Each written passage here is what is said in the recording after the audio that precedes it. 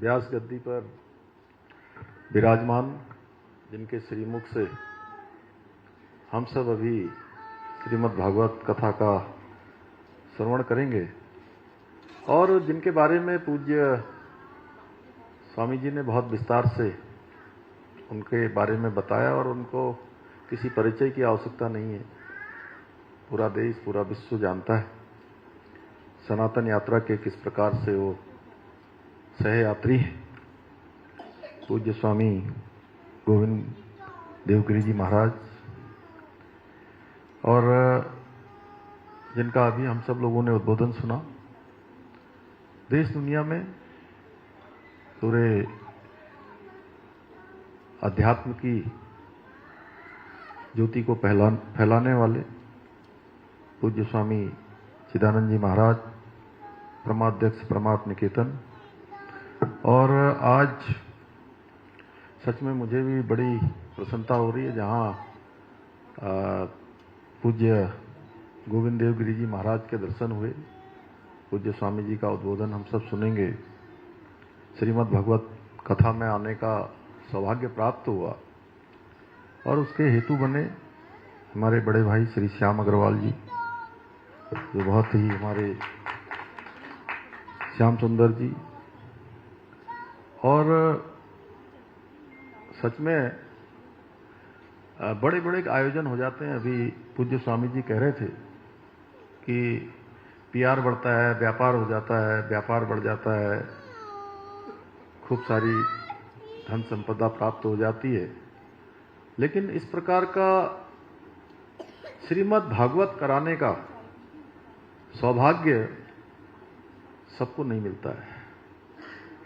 और जिसको मिलता है उसको जो है भगवान की कृपा से मिलता है। भगवान की इच्छा होती तभी श्रीमद् भागवत होता है। तो भगवान की कृपा श्री अरुण जी पर और उनकी धर्मपत्नी दोनों पर ही है, और उन्होंने कथा का आयोजन किया है।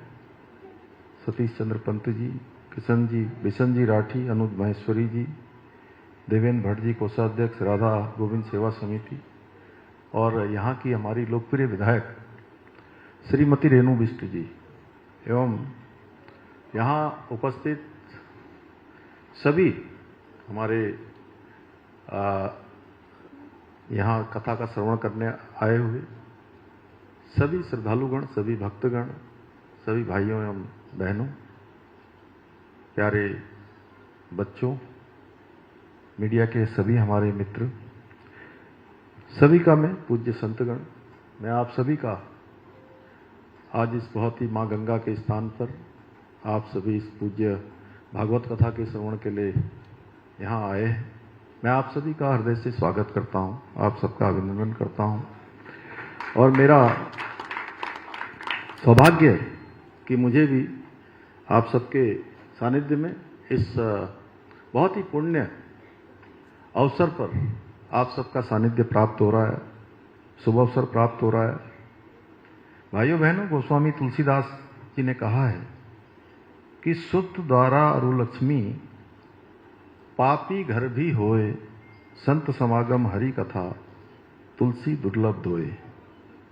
अर्थात पुत्र, सुंदर पत्नी और धन संपत्ति तो किसी के भी पास हो सकती है, परंतु संतों का समागम और हरि कथा का श्रवण, ये दोनों ही दुर्लभ है, और ये तभी प्राप्त होते हैं जब सौभाग्य साथ में होता है, भगवान की कृपा होती है।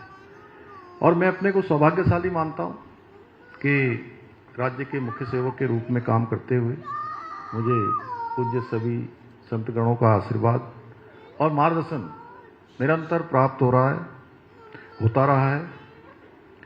और मैं कहना चाहता हूँ कि श्रीमद् भागवत महापुराण कोई सामान्य ग्रंथ नहीं है, अपितु स्वयं भगवान श्री कृष्ण की दिव्य वाणी का साकार रूप है। इसमें भक्ति भी है, ज्ञान भी है, वैराग्य भी है और धर्म, इन चारों का उत्कृष्ट वर्णन इस महापुराण में मिलता है। और श्रीमद् भागवत में भगवान श्री कृष्ण की विभिन्न लीलाओं का उद्धव संवाद, गीता ज्ञान, आध्यात्मिक ज्ञान का विस्तृत विवरण है, जो हम सब अभी पूरे अगले 7 दिनों तक लगातार पूज्य महाराज जी के श्रीमुख से सुनेंगे। और यह वही ग्रंथ है जिन्होंने महाराज परीक्षित को मृत्यु को भय से मोक्ष की अनुभूति से परिचित कराया था।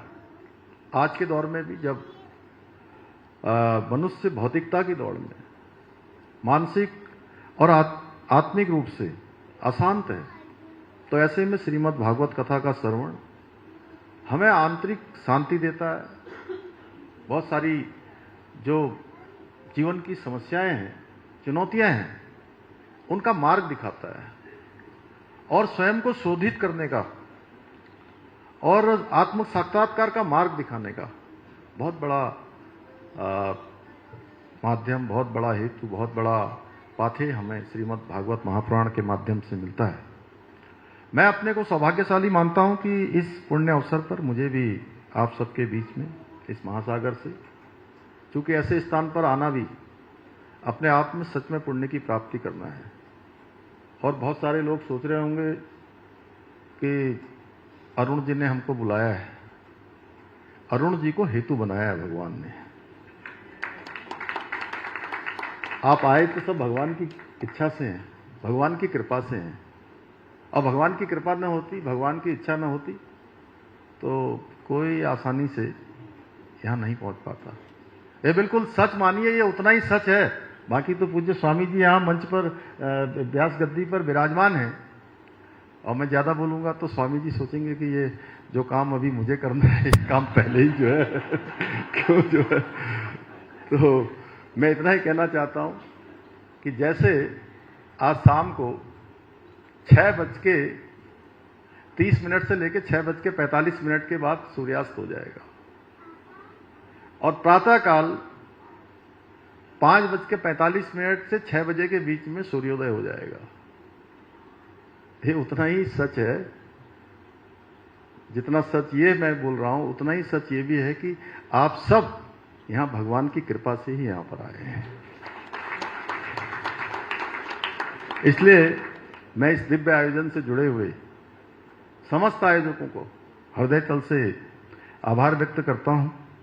भाइयों बहनों, आज आदरणीय प्रधानमंत्री श्री नरेंद्र मोदी जी के नेतृत्व में हमारे सनातन संस्कृति की पताका संपूर्ण विश्व में लहरा रही है। अभी पूज्य स्वामी जी के बारे में जो कहा पूज्य चिदानंद जी ने कि जिस दिन वहां प्राण प्रतिष्ठा का कार्यक्रम हो रहा था, भगवान विराजित हो रहे थे, तो भगवान को विराजित होने के लिए हम सबको लंबे समय तक प्रतीक्षा करनी पड़ी। कई पीढ़ियां खप गई, लग गई, शताब्दियां बीत गई, और ये काम प्रधानमंत्री श्री नरेंद्र मोदी जी के नेतृत्व में हम सबको देखने को मिला। इसी प्रकार से बद्रीनाथ धाम, केदारनाथ धाम का पुनर्निर्माण हो, बाबा विश्वनाथ की नगरी में गलियारे का विस्तार हो, या उज्जैन महाकाल लोक का निर्माण हो, आज हमारी धार्मिक धरोहरों को सजाया जा रहा है, संवारा जा रहा है। न भूतो न भविष्यति। आदरणीय प्रधानमंत्री जी के मार्गदर्शन में देवभूमि उत्तराखंड के अंदर यहां का देवत्व बना रहे, यहां की सांस्कृतिक विरासत का संरक्षण हो, संवर्धन हो, उसके लिए हम निरंतर कार्य कर रहे हैं। हमने राज्य के अंदर, चाहे आज चारधाम यात्रा कल प्रारंभ हो गई है, हमारे चारों धाम हो, हेमकुंड साहब हो या मानस खंड हो, दोनों ही क्षेत्रों में हमारे धार्मिक स्थानों के आज उनका चौड़ीकरण भी हो रहा है, उनकी कनेक्टिविटी को अच्छा बनाया जा रहा है, उनको जाने के मार्ग अच्छे बनाए जा रहे हैं, सभी सुविधाएं वहां पर बनाई जा रही हैं। विभिन्न कार्य आज इस दिशा में हो रहे हैं। वहीं हरिपुर कालसी में यमुना तीर्थ स्थल का पुनरुद्धार भी हम कर रहे हैं। क्योंकि समय की मर्यादा है, इसलिए मैं बहुत विस्तार में नहीं जाना चाहूंगा। बहुत पहले के समय में वहां पर एक हरिपुर नगर हुआ करता था, प्रलय में वो विलीन हो गया, उस नगर को फिर से हमने संकल्प लिया है कि फिर से हम उसको जो है उसका पुनरुद्धार करेंगे, वहां पर एक नया नगर बसाएंगे। इसके साथ ही हरिद्वार ऋषिकेश कॉरिडोर सहित शारदा कॉरिडोर, हरिद्वार और ऋषिकेश में तो हम बना ही रहे हैं। अगले वर्ष कुंभ मेला भी बड़ा हमारा होना है, भव्य कुंभ, दिव्य कुंभ यहाँ पर आयोजित होना है। तो हरिद्वार और ऋषिकेश में कॉरिडोर का निर्माण तेजी से हो रहा है। इसी प्रकार से मां पूर्णागिरी के धाम, जहां लाखों लाखों भक्त प्रत्येक वर्ष आते हैं, पतित पावनी मां शारदा भी वहां से हमारे बीच में से निकलती हैं। वहां शारदा कॉरिडोर का निर्माण का कार्य भी हो रहा है। इसके अलावा हमने भारतीय संस्कृति और दर्शन और इतिहास के गहन अध्ययन के लिए देहरादून के दून विश्वविद्यालय में सेंटर फॉर हिंदू स्टडीज की स्थापना भी की है। भाइयों बहनों, आज के इस अवसर पर मैं ये भी कहना चाहता हूं कि देवभूमि का देवत्व बना रहे, यहाँ के सांस्कृतिक मूल्य, यहाँ की डेमोग्राफी, इसको सुरक्षित रखने के लिए भी हम संकल्पबद्ध होकर काम कर रहे हैं। हमने यहाँ पर लैंड जिहाद हो, लव जिहाद हो, थूक जिहाद हो, इस प्रकार की जितनी भी विकृत मानसिकता, घृणित मानसिकता है, उसके खिलाफ हमने कठोर कार्रवाई करने का संकल्प लिया है और लगातार हम कर रहे हैं। साथ ही हमने प्रदेश में धर्मांतरण रोकने के लिए धर्मांतरण विरोधी कानून, दंगा रोकने के लिए दंगा रोधी कानून लागू किया है। इतना ही नहीं, समाज में व्याप्त असमानताओं को समाप्त करने के लिए तथा सभी को समान अधिकार मिले, और ये काम सबसे पहले देश की आजादी के बाद देवभूमि उत्तराखंड में प्रारंभ हो गया है। यहाँ पर समान नागरिक संहिता का कानून, यानी कि आप कोई किसी पंथ का हो, किसी जाति का हो, किसी वर्ग का हो, किसी समुदाय का हो, सबके लिए एक समान कानून देवभूमि उत्तराखंड में लागू हो गया। और देवभूमि उत्तराखंड देश का पहला राज्य है। और मैं तो कहता हूं कि जैसे गंगा, मां गंगा यहां से निकलकर पूरे देश को जल और जीवन देने का काम करती है, उसी प्रकार से ये समान नागरिक संहिता की गंगोत्री भी देवभूमि उत्तराखंड से निकलकर पूरे देश के अन्य राज्यों को भी लाभ देने का काम करेगी। और भाइयों बहनों, हमारी सनातन संस्कृति में नारी को शक्ति और मातृ स्वरूप के रूप में पूजनीय माना गया है। कहते हैं यत् नारस्तु पूजयन्तो रमन्त तत्र देवता। जहां नारियों का सम्मान होता है, वहां देवताओं का वास होता है। ये हमारी संस्कृति कहती है, हमारे संस्कार कहते हैं। इसलिए मैं यहां पर उपस्थित सभी मातृशक्ति से, अपनी माताओं से, बहनों से यह अवश्य कहना चाहता हूं कि अभी 2 दिन पहले संसद का सत्र हुआ, 16 और 17 तारीख को। नारी शक्ति बंधन जैसे ऐतिहासिक बिल के लिए ये संसद का सत्र हमारे प्रधानमंत्री मोदी जी के नेतृत्व में बुलाया गया था।